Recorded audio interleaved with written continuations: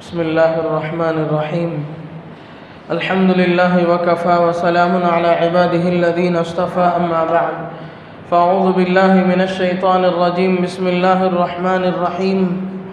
رجال لا تلهيهم تجارة ولا بيع عن ذكر الله وإقام الصلاة وإيتاء الزكاة يخافون يوما تتقلب فيه القلوب والأبصار. صدق اللہ العظیم. میرے محترم بزرگوں، دوستو، یہ سورہ نور کی ایک آیت ہے جس میں اللہ تبارک و تعالیٰ نے بہترین تجارت کرنے والے حضرات صحابہ کرام رضوان اللہ تعالی علیہم اجمعین کی تعریف فرمائی ہے. بزرگان محترم، انسان دنیا میں زندگی گزارتا ہے تو اس کے لیے معاش، روزی روٹی کا مسئلہ ایک اہم ترین مسئلہ ہے کہ انسان کیسے کھائے، کیسے کمائے اور کیا کھائے. اس کے لیے ایک اہم ترین مسئلہ ہے معاش کا.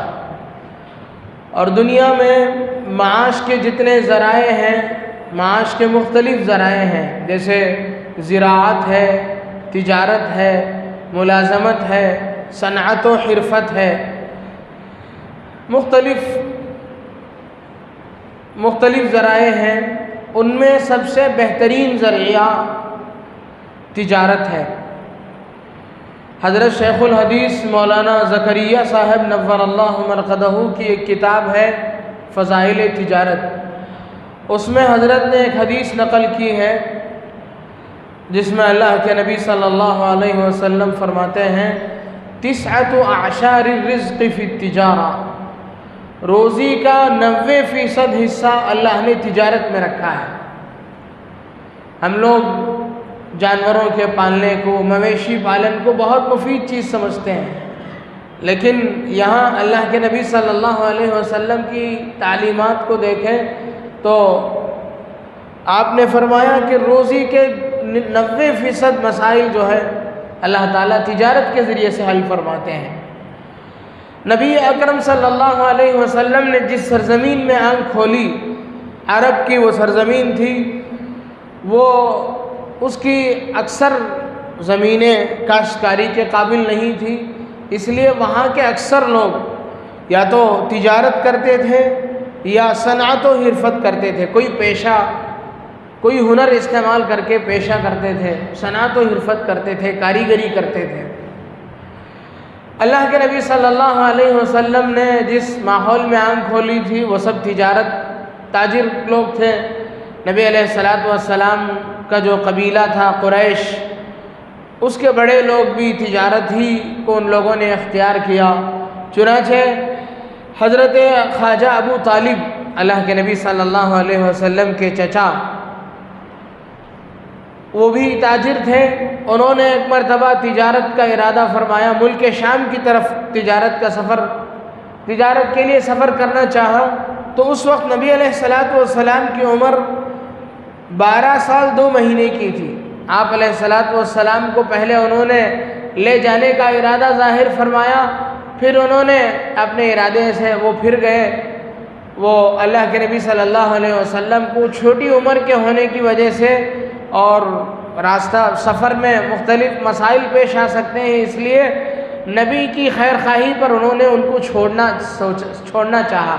لیکن جب آپ صلی اللہ علیہ وسلم نے حضرت خواجہ ابو طالب کی روانگی کا موقع آیا تو آپ علیہ الصلوۃ والسلام پر غم طاری ہو گیا، آپ کا چہرہ اداس ہو گیا. آپ کے چچا آپ کو اداس دیکھنا نہیں چاہ رہے تھے. چنانچہ خواجہ ابو طالب نے کہا کہ بھتیجے کو لے چلتے ہیں. چنانچہ سب سے پہلا جو سفر آپ نے تجارت کا فرمایا وہ خواجہ ابو طالب آپ کے چچا کے ساتھ 12 سال کی عمر تھی، 12 سال 2 مہینے کی عمر تھی. اس عمر میں آپ نے سب سے پہلا سفر فرمایا، تجارتی سفر، یعنی تجارت کے قافلے کے ساتھ آپ تشریف لے گئے. یہ لوگ ملک شام کی طرف گئے. بصرہ نامی ایک مقام پر پہنچے تو وہاں ایک یہودی راہب تھا جس کا نام جرجیس بتایا جاتا ہے، اور اسے لوگ بحیرہ راہب کہتے تھے. یہودی تھا. اس نے اس قافلے کو دیکھا اور آپ علیہ الصلوۃ والسلام کو دیکھ کر کے کہا کہ یہ بہت مستقبل کا ایک بہت بڑا آدمی معلوم ہوتا ہے، اسے بچائے رکھنا ہماری اس آسمانی تعلیمات کے مطابق یہ چہرہ ایک بہت بڑے شخصیت کا چہرہ ہے۔ ابھی 12 سال کی عمر ہے، اور اس نے کہا کہ ان کے بڑے کون ہیں؟ لوگوں نے کہا یہ خواجہ ابو طالب ان کے چچا ہیں۔ تو اس نے کہا کہ ان کو بچائے رکھنا، شام کے لوگ ان سے کینہ رکھ سکتے ہیں۔ چنانچہ خواجہ ابو طالب کو تو پہلے ہی سے اپنے مرحوم بھائی کی اولاد پر بڑا رحم تھا، انہوں نے فوراً آپ علیہ الصلوۃ والسلام کو وہاں سے روانہ کر دیا۔ ابھی سفر مکمل نہیں ہوا تھا، خواجہ ابو طالب تجارت کے سفر پر ہی تھے، واپس کر دیا آپ علیہ الصلوۃ والسلام کو۔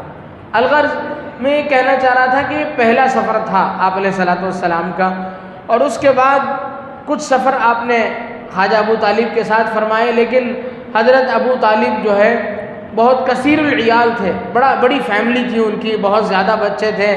تو آپ علیہ الصلوۃ والسلام نے نہیں چاہا کہ آپ بھی اپنا بوجھ اپنے چچا کے کندھے پر رکھیں، اس لیے آپ نے ارادہ فرمایا کہ آپ خود تجارت کریں گے۔ چنانچہ قیس ابن صائب مخزومی نامی ایک شخص تھے، ان کے سرمایے سے آپ علیہ الصلوۃ والسلام نے تجارت شروع فرمایا۔ اس کے بعد آپ نے تجارت میں ایسی شہرت حاصل کی، امانت داری، دیانت داری کی وجہ سے ایسی شہرت حاصل ہوئی کہ بہت سے عرب کے بڑے بڑے مالدار اپنا سرمایہ آپ کے حوالے کرنا چاہتے تھے اور اپنی تجارتیں چمکانا چاہتے تھے۔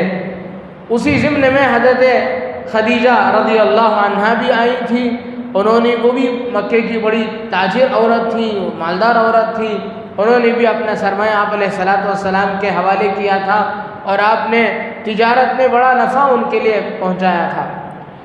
الغرض حضرات انبیاء کرام علیہ الصلوۃ والسلام میں سے ایک بڑی تعداد تاجروں کی رہی ہے۔ تاجر اگر اسلامی اصولوں کی پابندی کرتے ہوئے تجارت کرے گا تو اللہ تبارک و تعالیٰ اس کی تجارت کو عبادت میں بدل دیں گے، اور تجارت کے بدلے میں اللہ تعالیٰ نے بڑے بڑے وعدے رکھے ہیں۔ اس لیے ایک تاجر کو مذہب اسلام کیا اصول دیتا ہے اسے ہمیں نوٹ کرنے کی اور اسے ہمیں اپنے سامنے رکھ کر کے تجارت کرنے کی ضرورت ہے۔ سب سے پہلی بات اسلام یہ کہتا ہے کہ تجارت میں سچائی ہونی چاہیے۔ جو تاجر سچا ہوگا، اللہ کے نبی صلی اللہ علیہ وسلم نے فرمایا التاجر الصدوق الامین مع النبیین والصدیقین والشہداء، سچا اور امانت دار تاجر اللہ تعالیٰ قیامت کے دن اس کا اتنا اونچا مقام عطا فرمائیں گے کہ وہ شہداء کے ساتھ، صالحین کے ساتھ، صدیقین کے ساتھ، بلکہ انبیاء کے ساتھ ہوگا، اتنا اونچا حشر فرمائیں گے سچے اور امانت دار تاجر۔ اس لیے تجارت میں سب سے بڑی چیز، سب سے پہلی چیز یہ ہے کہ سچائی ہو، سچائی کا دامن ہاتھ سے نہ چھوٹے۔ دوسری چیز جو آپ علیہ الصلوۃ والسلام کی تعلیمات کی روشنی میں ہمیں ملتی ہے وہ دیانت داری ہے، دیانت و امانت ہے، کہ تاجر دیانت دار ہو، جو مال بیچا جا رہا ہے، جو مال وہ بیچ رہا ہے اس کے اندر جو عیب ہے وہ بتا کر کے بھیجے، عیب چھپا کر کے نہ بھیجے، دھوکہ نہ دے امت کو۔ آپ علیہ الصلوۃ والسلام وقت کے حاکم بھی تھے۔ جب فتوحات کا زمانہ آیا، اللہ تبارک و تعالیٰ نے آپ کو امیر المؤمنین بنایا، اس کے بعد خلافت جاری ہوئی۔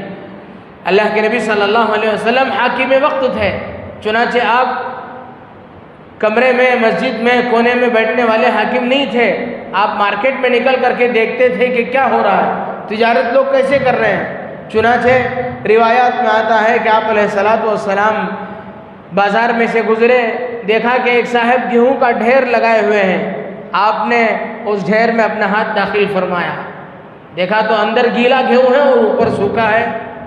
لوگ سوکھا گیہوں دیکھ کر کے خرید رہے تھے کہ سوکھا جو گیہوں ہوتا ہے وہ اس کا وزن کم ہوگا اور زیادہ تلے گا۔ آپ علیہ الصلوۃ والسلام نے بڑی ناراضگی کا اظہار فرمایا کہ یہ آپ نے کیا کیا۔ صحابی نے، اس وقت جو صاحب تھے، انہوں نے کہا کہ یا رسول اللہ، رات بارش ہوئی تھی، وہ پانی کا جو حصہ، پانی جو اس میں گرا اندر کے حصے میں گیلا پن باقی ہے، باہر کا حصہ دھوپ کی وجہ سے سوکھ گیا ہے۔ وہ اللہ کے رسول کے صحابی تھے، وہ دھوکہ نہیں دینا چاہ رہے تھے، لیکن آپ علیہ الصلوۃ والسلام نے فرمایا کہ آپ نے وہ گیلا مال اوپر کیوں نہیں کر دیا، اور آخر میں ایک اصول بیان فرمایا، من غش فلیس منا، جو دھوکہ دے وہ ہم میں سے نہیں ہے، ہم مسلمانوں میں سے نہیں ہیں۔ تو آپ علیہ الصلوۃ والسلام نے تجارت کے ایسے اصول سکھائے ہیں۔ ایک اور اصول یہ بیان فرمایا کہ آدمی جب کاروبار کرے تو مکمل تولے، تول میں کمی نہ کرے۔ ایک تو عیب بتا کر کے یہ کرے، عیب بتا کر کے تجارت کرے۔ اس پر ایک واقعہ یاد آیا، اللہ کے نبی صلی اللہ علیہ وسلم جب وہ تجارت کے میلے لگتے تھے عرب میں، نبی علیہ الصلوۃ والسلام وہاں تجارت کرتے تھے۔ آپ علیہ الصلوۃ والسلام نے 20 اونٹ فروخت کرنے کے لیے آپ مارکیٹ میں گئے، آپ کے 20 اونٹ تھے۔ تجارت کے درمیان میں آپ کو اچانک کوئی کام آیا، آپ نکل گئے۔ آپ نے جو اس وقت آپ کا غلام تھا، آپ کا نوکر تھا، آپ نے اسے بتایا تھا کہ 20 اونٹوں میں یہ اونٹ جو ہے وہ پیر سے معذور ہے، لنگڑا ہے، کوئی بھی گاہک آئے تو بتا کر کے فروخت کرنا کہ یہ لنگڑا اونٹ ہے، باقی سارے اونٹ صحیح ہیں۔ لیکن ان صاحب کو یاد نہ رہا، کچھ لوگ آئے، انہوں نے فروخت کر دیا۔ واپس جب نبی علیہ الصلوۃ والسلام تشریف لائے تو آپ نے دیکھا کہ سارے اونٹ فروخت کر دیے گئے ہیں اور سب کے یکساں پیسے رکھے ہوئے ہیں۔ آپ نے پوچھا یہ کیا ہوا؟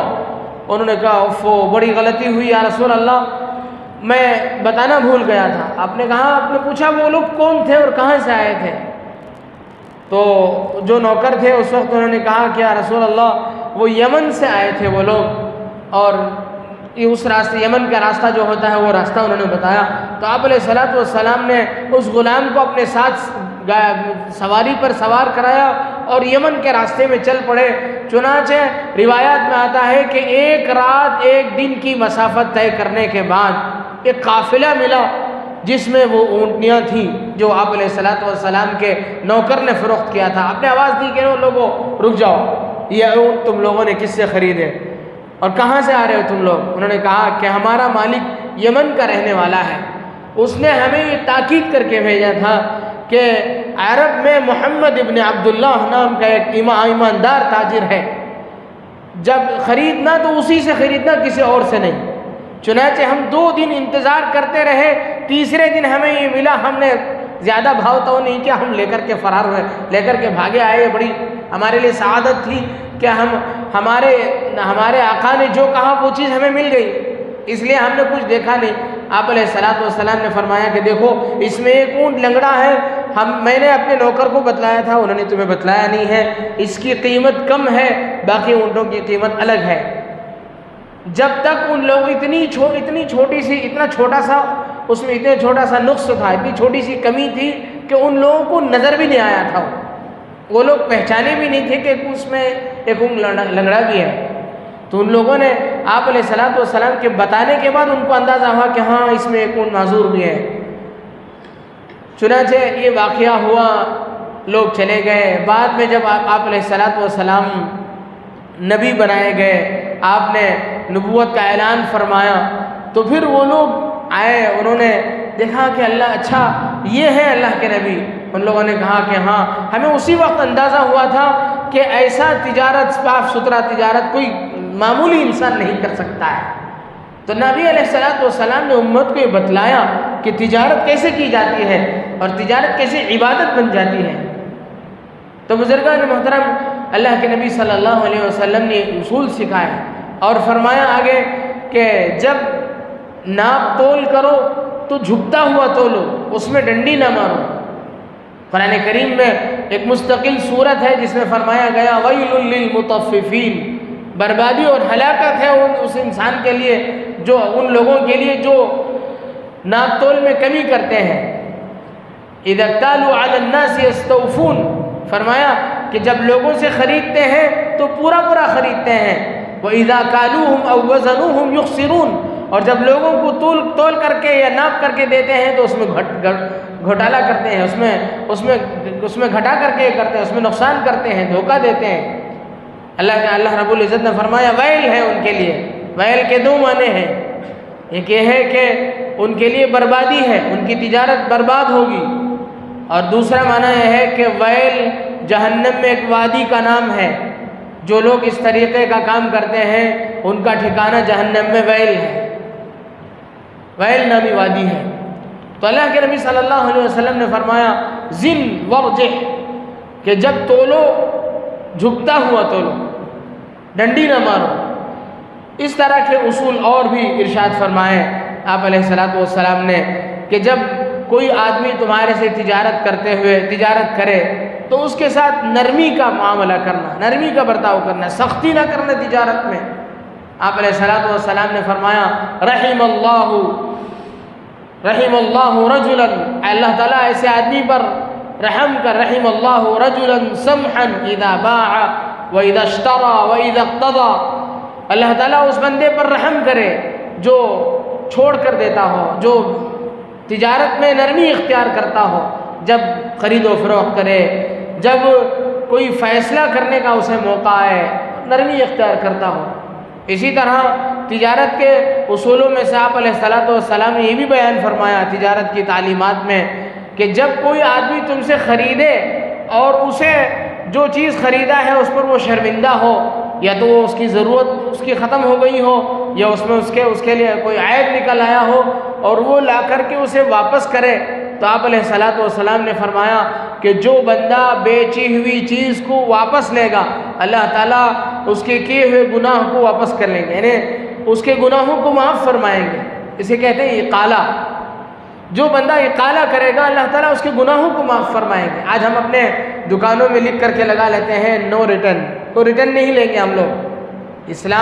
اسلامی تجارت کے اصول میں ہے کہ جب کوئی آ کر کے واپس کرے تو اسے واپس لینا چاہیے مال کو۔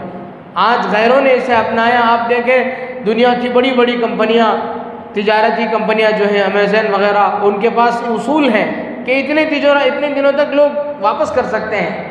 چنانچہ اسلامی اصول جو اپنائے گا، چاہے وہ مسلمان ہو یا کافر، دنیا میں تو اسے فائدہ پہنچے گا، آخرت میں کافر کو فائدہ نہیں ہے، لیکن تجارت کے اصول اختیار کرنے پر کافر کو بھی فائدہ پہنچے گا دنیا میں۔ تو انہوں نے اختیار کیا، وہ آگے بڑھ رہے ہیں، ہم لوگوں نے اسے چھوڑا، سختی کی، قرض سے ہم لوگوں نے لوگوں کو منع کیا کہ قرض نہیں دیا جائے گا۔ آپ علیہ الصلوۃ والسلام نے قرض میں بھی مال دینے کی ترغیب فرمائی۔ اسی طرح اور آپ علیہ الصلوۃ والسلام کی تعلیمات میں تجارت میں برکت کے سلسلے میں بھی نبی علیہ الصلوۃ والسلام نے امت کو بتایا کہ تجارت میں برکت کیسے ہو۔ چنانچہ بعض روایتوں میں ہے کہ جعلت البرکۃ فی بکور امتی او کما قال علیہ الصلوۃ والسلام، میری امت کے لیے برکت جو ہے صبح سویرے میں رکھی گئی ہے، سویرے سویرے تجارت کا آغاز کرو۔ ایک صحابی تھے صخر نام کے، وہ جو بھی تجارت کرتے تھے سویرے سویرے کرتے تھے، اور آپ علیہ الصلوۃ والسلام بھی جب بھی تجارت کا کوئی قافلہ روانہ کرتے تھے تو صبح سویرے کرتے تھے۔ ایک تو یہ ہے کہ صبح سویرے کرنے پر فضیلت ہے اور فائدے کا وعدہ ہے، اس برکت کا وعدہ ہے۔ ایک اور بات یہ بھی ہے کہ جمعے کے دن جمعے کی نماز کے بعد قرآن کریم میں آیت ہے فَإِذَا قَضَيْتُمُ الصَّلَاةَ فَإِذَا قُضِيَتِ الصَّلَاةُ فَانْتَشِرُوا فِي الْأَرْضِ وَابْتَغُوا مِنْ فَضْلِ اللَّهِ، جب نماز ختم کر چکو تو زمین پر پھیل جاؤ اور اللہ کا فضل تلاش کرو۔ اس سے مفسرین نے یہ بات نکالی ہے کہ اس میں ترغیب دی جا رہی ہے کہ جمعے کی نماز کے بعد فوراً تجارت کرو۔ ہو سکتا ہے اللہ کے اس بات کی وجہ سے اللہ تعالیٰ نے اس میں برکت رکھی ہو، اس لیے جمعے کے بعد تجارت کرنے میں بھی برکت کے وعدے ہیں۔ بڑوں نے اس کا تجربہ بتلایا ہے کہ جمعے کے بعد بھی تجارت کی، کبھی آپ کا کوئی تجارت کی کوئی بیٹھک ہو، بات چیت ہو، اس کے لیے بہترین وقت یہ ہے کہ آپ جمعے کے بعد کر لیں اس کی بیٹھک۔ اور آپ علیہ الصلوۃ والسلام نے فرمایا کہ ہم اپنے تجارتوں میں غریبوں کا حصہ بھی رکھیں۔ تو یہ کچھ ہدایات اللہ کے نبی صلی اللہ علیہ وسلم نے تجارت سے متعلق فرمائی۔ اگر ہم لوگ سچے امانت دار تاجر بنیں گے تو دنیا بھی ہماری بنے گی اور آخرت بھی بنے گی۔ اللہ تبارک و تعالیٰ سے دعا ہے کہ اللہ تبارک و تعالیٰ ہمیں سچا پکا ایماندار تاجر بنائے اور ہماری تجارتوں میں اللہ تعالیٰ برکت عطا فرمائے، اور جتنی تجارتیں آج غیروں کی غیروں کی دشمنیوں کی وجہ سے ہمارے ٹھپ ہوئی ہیں، اللہ تعالیٰ ان سب کی جو رکاوٹیں ہیں اللہ تعالیٰ اسے دور فرمائے۔ آمین۔ وآخر دعوانا الحمدللہ رب العالمین۔